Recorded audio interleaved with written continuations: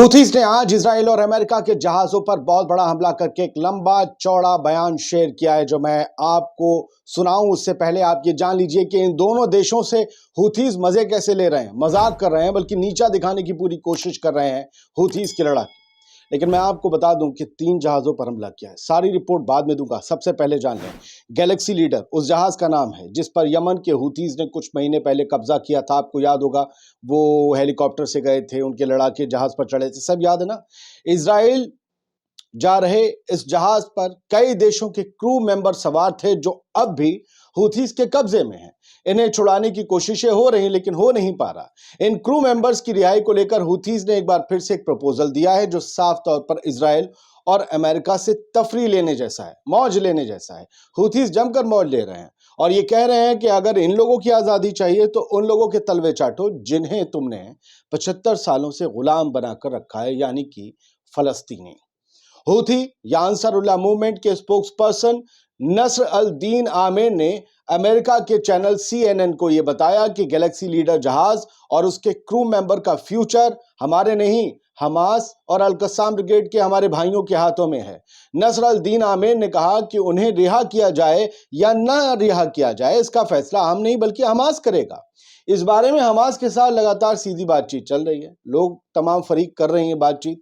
उन्होंने कहा कि इस जहाज के सिलसिले में हमारा अपना कोई दावा ही नहीं है, हमारे लिए तो ये लोहे और टीन का डिब्बा है, इसके अलावा कुछ नहीं है। तो ये वैसे ये जैसे कि अभी आपको याद होगा रूबी मर जहाज जो है डुबोया था हुथीज ने। पहले कहा गया था नहीं कुछ नहीं हुआ उसमें, फिर इतना बड़ा भाड़ हुआ कि पूरा, ये वीडियो देख रहे हैं, ऐसे गया था ये जहाज, पानी के अंदर गया था। अब गैलेक्सी लीडर को तो कब्जाया हुआ है, उसे डुबोया नहीं।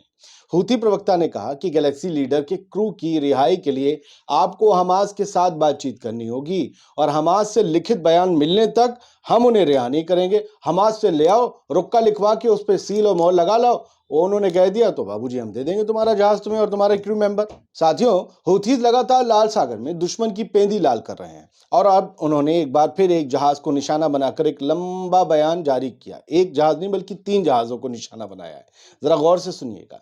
मजलूम, ये उनका बयान है, मजलूम फिलिस्तीनी लोगों के समर्थन में और हमारे देश के खिलाफ अमेरिका और ब्रिटेन के जो अग्रेशन है उसके रिस्पांस की शक्ल में अल्लाह के हुक्म से, अल्लाह की मदद से यमनी आर्म्ड फोर्सेस की नेवल टुकड़ियों ने इजरायली जहाज पैसिफिक 01 को निशाना बनाया है और एक बड़े ऑपरेशन को अंजाम दिया है। कई समुद्री मिसाइलों के साथ रेड सी में हमें अल्लाह के करम से सटीक हमले करने में मदद मिली और हमने अपने टारगेट को अचीव किया। हुथीज आगे लिखते हैं कि हमारी एयरफोर्स ने कई ड्रोन्स के साथ, एयरफोर्स भी इसमें शामिल थी इस ऑपरेशन में, हमारी एयरफोर्स ने कई ड्रोन्स के साथ लाल सागर में एक अमेरिकी डिस्ट्रॉयर शिप को निशाना बनाते हुए एक ऑपरेशन को अंजाम दिया और अल्लाह की रहमत से अपने मकसद को हासिल किया। यानी एक इजरायली शिप और एक अमेरिका का डिस्ट्रॉयर, नेवी का उनकी, सोचिए जो जंग लड़ता है।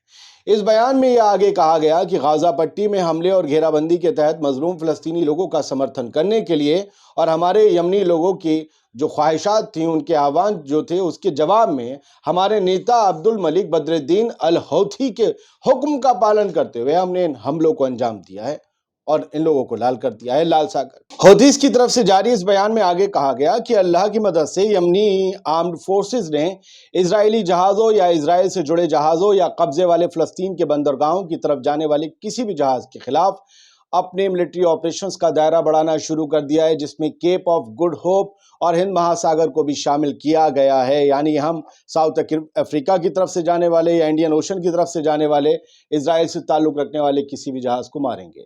इसीलिए यमनी सशस्त्र बलों ने, आर्म्ड फोर्सेस ने सभी इजरायली जहाज़ों या कब्जे वाले फ़लस्तीन के बंदरगाहों की तरफ जाने वाले या उधर से आने वाले लोगों को केप ऑफ गुड होप से ना गुजरने की चेतावनी दी है, वरना वो हमारी फोर्स के लिए एक जायज़ खुराक बन जाएंगे, यानी कि एक जायज़ टारगेट माने जाएंगे जिन्हें हम हमला करके डुबो सकते हैं।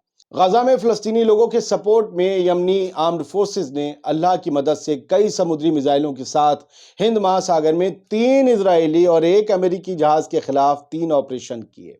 मिसाइल ड्रोन से किए गए 3 ऑपरेशनों में हमें कामयाबी हासिल हुई। जहाज 4 थे, 3 ऑपरेशन थे, मैं 3 जहाज बोल रहा हूं तो माफ कीजिएगा।